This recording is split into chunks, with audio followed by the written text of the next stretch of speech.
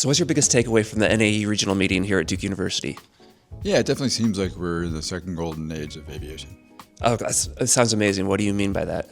Yeah, there's a lot of innovation going on, and there's a lot of money going into aerospace and defense and space to fund the innovation. So I think if you look back in 2025, there was probably on the order of $50 billion of private money, either through private equity or venture capital, that went into the space.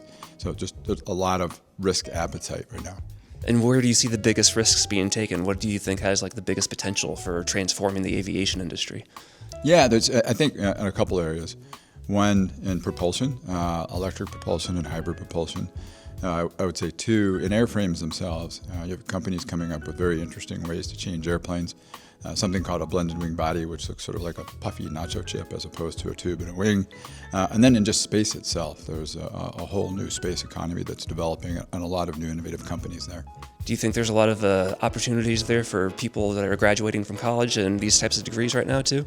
Oh yeah, absolutely. I think this is probably one of the best times I've seen in my career for sure to be a young engineer that wants to go into aerospace and defense and related industries, because there's going to be a lot of opportunity, a lot of interesting work to do, a lot of challenges, and a lot of reward.